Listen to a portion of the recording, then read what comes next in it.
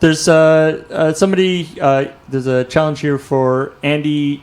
Talk about working on Eureka. Oh, sure, I'd be happy to. Also, somebody keeps asking if I know Henry V very well. I know the Christmas Day speech, or at least I did it as a monologue, so I could possibly do that as a challenge. There was a challenge for that as well. Hey, there's $5,000 in the shift! Yay! And 157,000. Woo! Yeah. That's awesome. Sick. Keep those donations coming. Working on Eureka was the first time I was ever. I was an extra. I was a background performer on a few made-for-TV movies, and that was my experience being on a set. I'd never had a talking part before on a real big-time soundstage set, and I was really nervous because I didn't go to film school. I went to musical theater school, and I learned. So I was just very, very quiet and still, and waited to be told what to do. I don't even know about marks very well, and they changed them for each shot, and I don't know but now your mark is where I was standing. Did they just redo my markers now that your mark? And so it was very confusing, and I was a bit intimidated by the.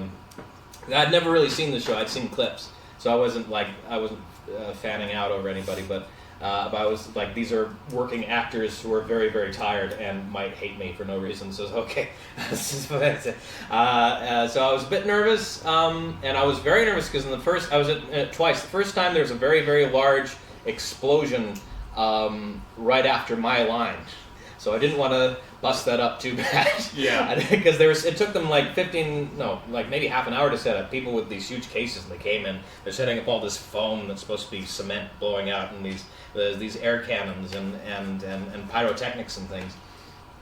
And I think my line was something like, "Experiment? What experiment? Boom!" That kind of thing. And and we did a couple takes where the explosion wasn't happening, where I was just acting, and we all looked at nothing. And then they did, okay, we're going to do it for real. And there was no acting required then because it was really loud. I've never felt that amount of fear in the moment before. It was very, very honest. So that was fun. That was my first time there. The second time I came on as a different scientist, I think.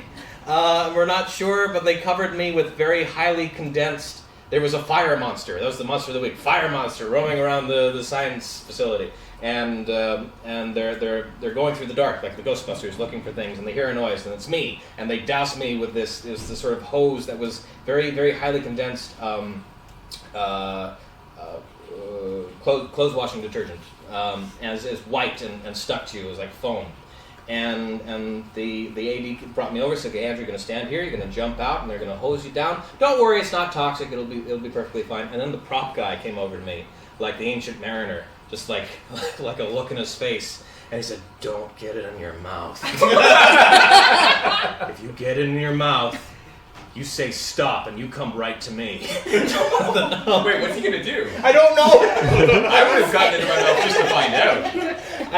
And that's how James would die. Yeah. So I didn't get it in my mouth, got it, and that stuff. It was really great. It was super fun. And that was a very positive experience. So yeah, it was a good time. It was a good time. How many takes of those effects do? Like when they were hosing you and the explosion, was it just one for each, or did you do multiple? We did one.